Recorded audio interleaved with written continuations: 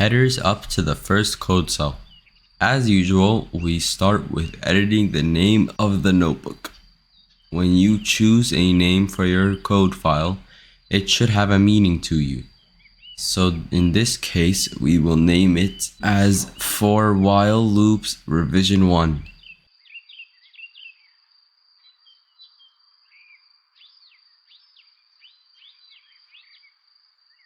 As you see here, the file is automatically saved in Google Colab, so you don't have to press Ctrl S, for example, to save it. Now let's start with the subtitle or the topic of this video: For and while loops examples and explanation and examples.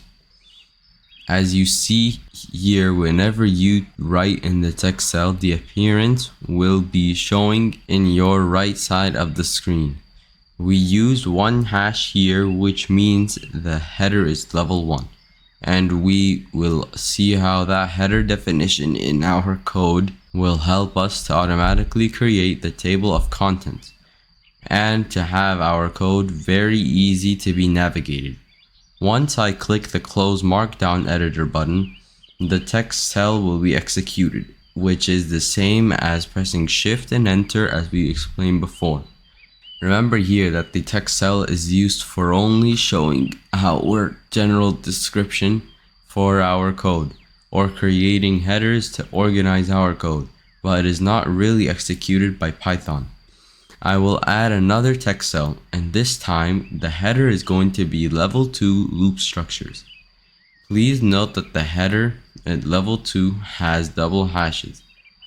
And of course, if you see here in the right side, you will find that level 2 has a smaller font than level 1. Also, the table of contents tab on the left side of the screen, you will find level 2 header is under level 1 header. Please note the yellow line beside the header level. It indicates where I am now or my location in the notebook.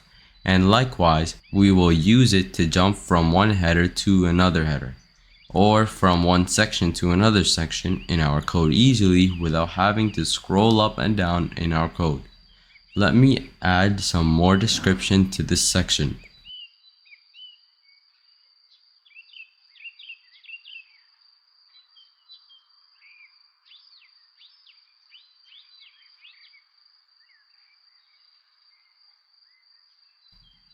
Please know that whenever you will have any change in your text, it will automatically be updated on the right side of the screen, so we will have a clear vision of the text cell appearance before executing it. Then I will add another header level 2 for loop.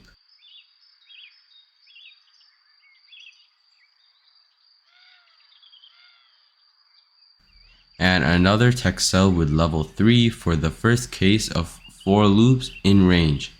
Could you observe the hierarchy and order in the table of contents?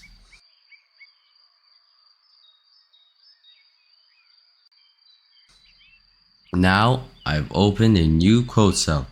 I started with a code comment. Code comment is allocated only inside code cell. It has green color to be distinguished from the code.